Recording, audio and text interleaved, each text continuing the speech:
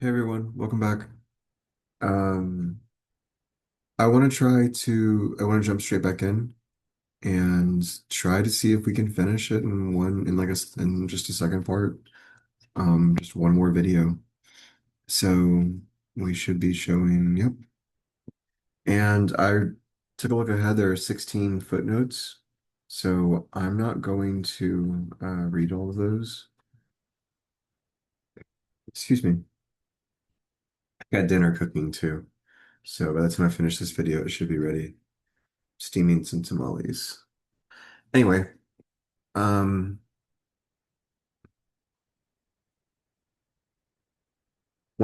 so we left off, we read the first paragraph. I'm just at the beginning of the second paragraph. And if you just for whatever reason don't remember the gist of the apology, Socrates is on trial. He's got old charges and new charges. That's kind of meme, the memeified version of what's going on. Old charges are making the worse argument the better, the stronger, and wasting time talking about things above the sky and below the earth. New charges, I was trying to make sure I was careful with exactly how I said it. Sorry. The new charges are corrupting the youth and believing in different gods in the city. I was going to say believing in things above the sky and below the earth, but that's not quite what it is. Well, that's what I wrote.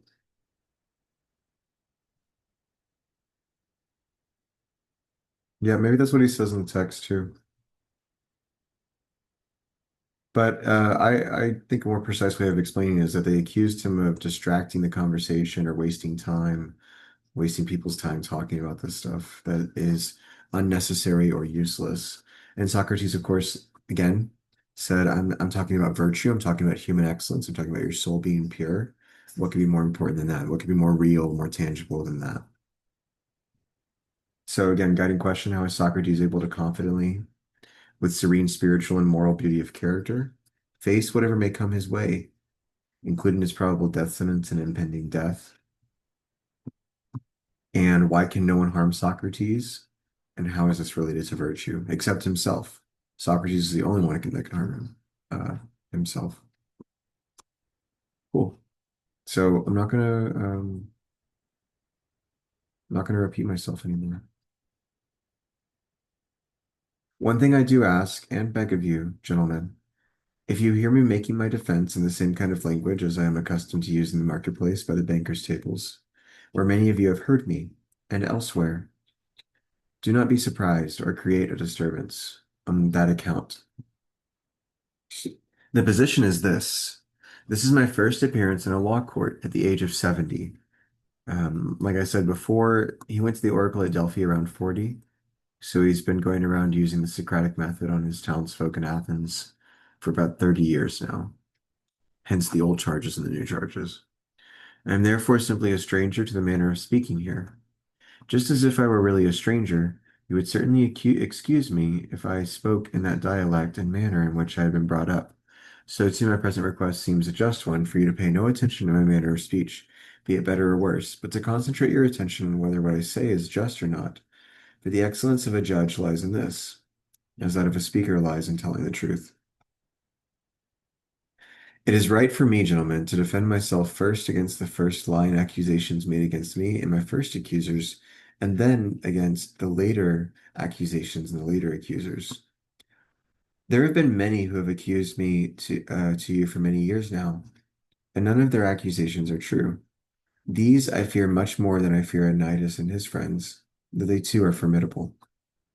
These earlier ones, however, are more so, gentlemen. They got hold of most of you from childhood, persuaded you, and accused me quite falsely, saying that there is a man called Socrates, a wise man, a student of all things in the sky and below the earth, who makes the worse argument the stronger. Those who spread that rumor, gentlemen, are my dangerous accusers, for their hearers believe that those who study these things do not even believe in the gods. Moreover, these accusers are numerous and have been at it a long time. Also, they spoke to you at an age when you would most readily believe them, some of you being children and adolescents, and they won their case by default, as there was no defense. What is most absurd in all this is that one cannot even know or mention their names unless one of them is a writer of comedies. Those who maliciously and slanderously persuaded you, who also, when persuaded themselves, then persuaded others, all those are most difficult to deal with.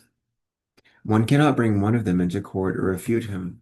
One must simply fight with shadows, as it were, in making one's defense, and cross-examine when no one answers. I want you to realize, too, that my accusers are of two kinds. Those who have accused me recently and the old ones I mentioned.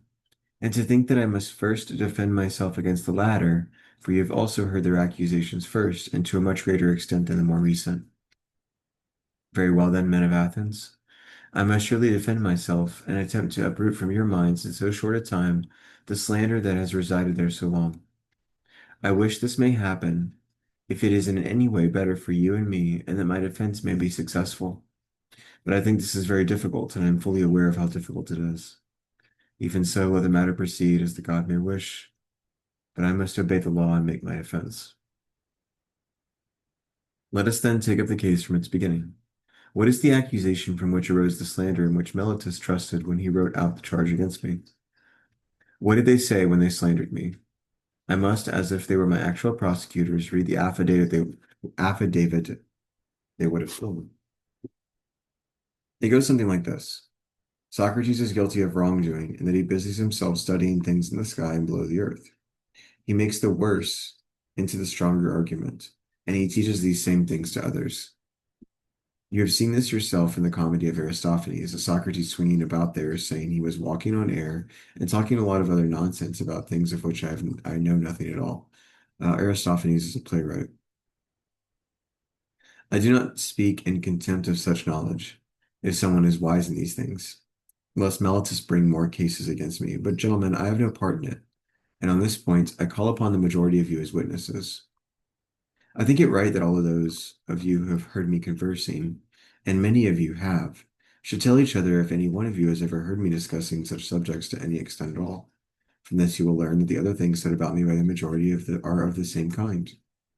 Not one of them is true, and if you have heard from anyone that I undertake to teach people and charge a fee for it, that is not true either. Yet I think it is a fine thing to be able to teach people, as Gorgias of Leontini does, and Prodicus of Ceos, and Hippias of Elis. I might be pronouncing those wrong.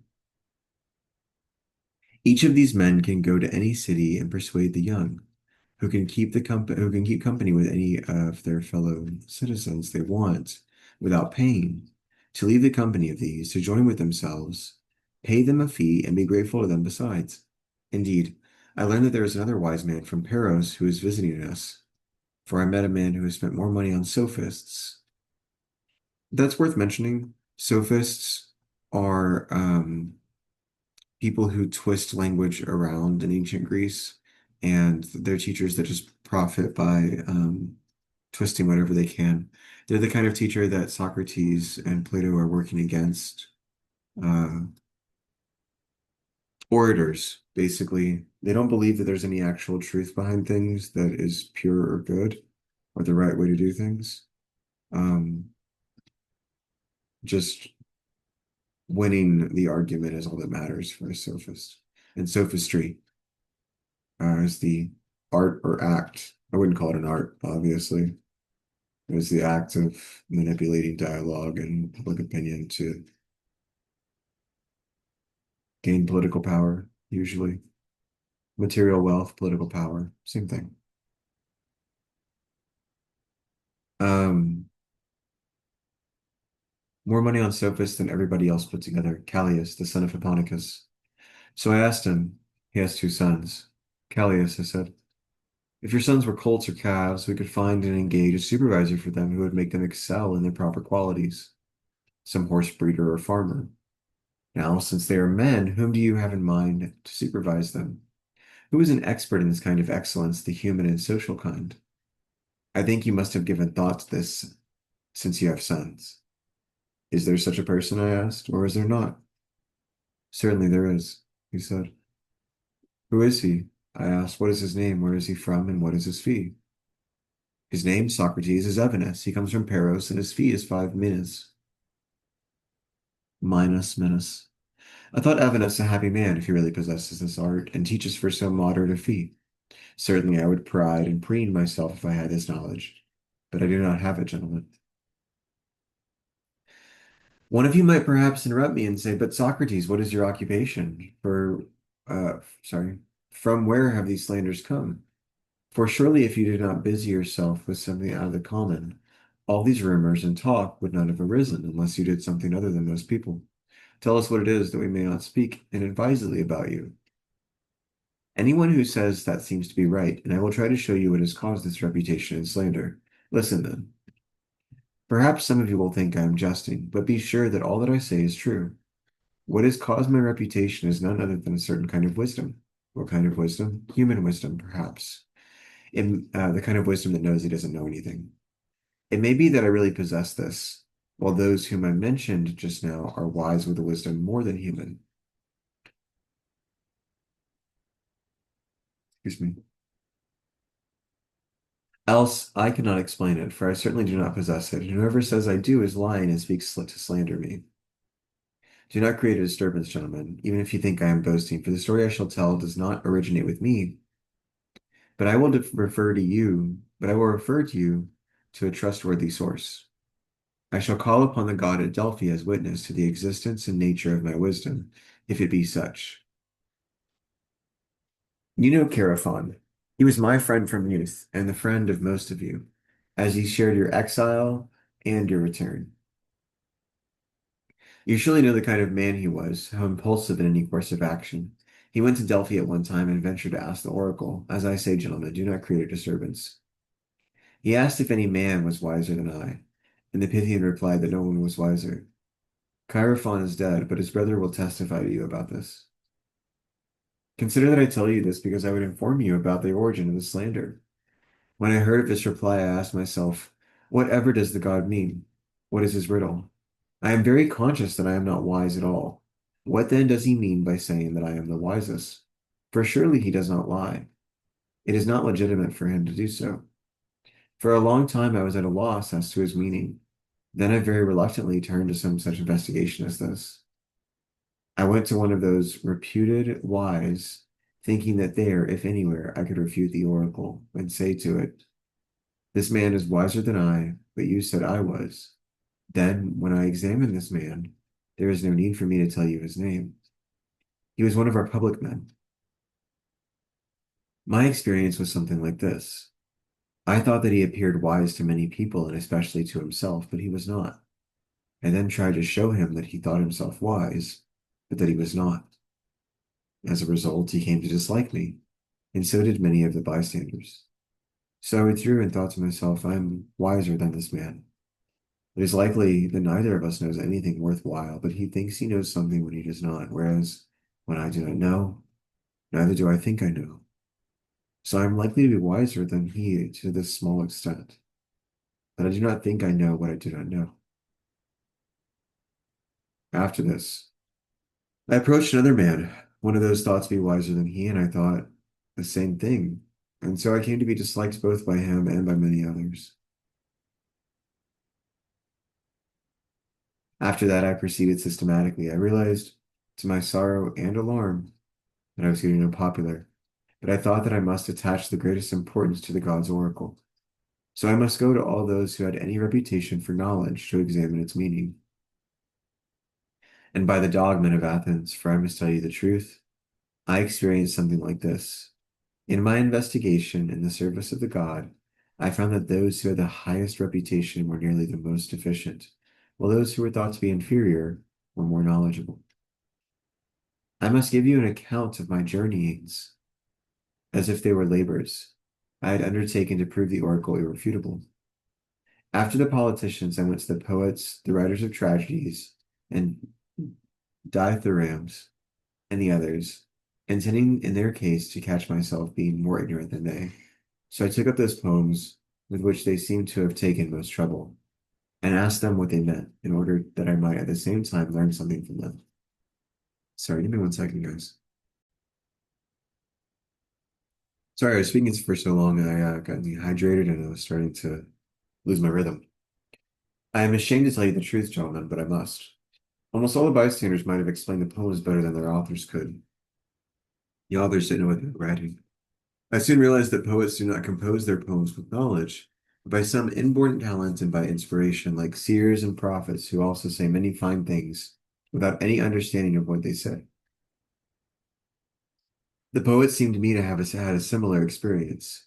At the same time, I saw that because of their poetry, they thought themselves very wise men in other respects, which they were not. So there again, I withdrew, thinking that I had the same advantage over them as I had over the politicians. Finally, I went to the craftsmen, for I was conscious of knowing practically nothing, and I knew that I would find that they had knowledge of many fine things. In this, I was not mistaken. They knew things I did not know, and to that extent they were wiser than I. But, men of Athens, the good craftsmen seemed to me to have the same faults as the poets. Each of them, because of his success at his craft, thought himself very wise in other most important pursuits, and this error of theirs overshadowed the wisdom they had. So that I asked myself, on behalf of the oracle, whether I should prefer to be as I am, with neither their wisdom nor their ignorance, or to have both. The answer I gave myself and the oracle was that it was to my advantage to be as I am. As a result of this investigation, men of Athens, I acquired much unpopularity, of a kind that is hard to deal with and is a heavy burden. Many slanders came from these people, and a reputation for wisdom, for in each case the bystanders thought that I myself possessed the wisdom that I proved that my interlocutor did not have. What is probable, gentlemen, is that in fact that God is wise and that his oracular response meant that human wisdom is worth little or nothing. And that when he says this man, Socrates, he's using my name as an example. And if he said, this man among you mortals is wisest, who, like Socrates, understands that his wisdom is worthless. So even now I continue this investigation as the God bade me, and I go around seeking out anyone, citizen or stranger, whom I think wise.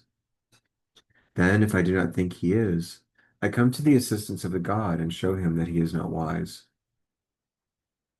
Because of this occupation, I do not have the leisure to engage in public affairs to any extent, nor indeed to look after my own, but I live in great poverty because of my service to the God.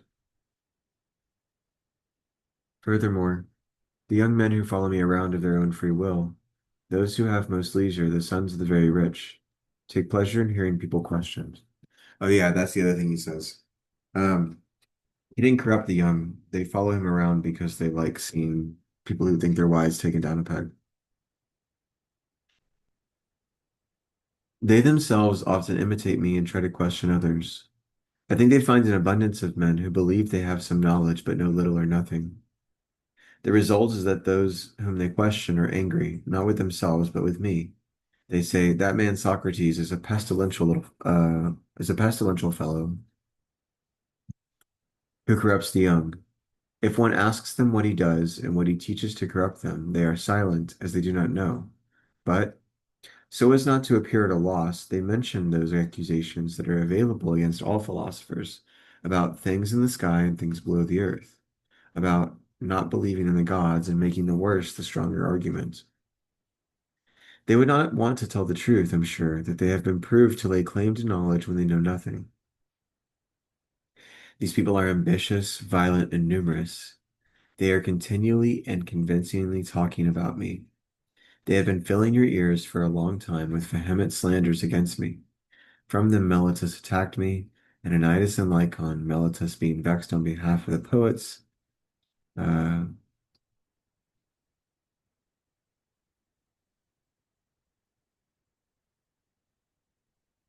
Anytus on behalf of the craftsmen and the politicians, Lycon on behalf of the orders, so that, as I started out by saying, I should be surprised if I could rid you of so much slander in so short a time.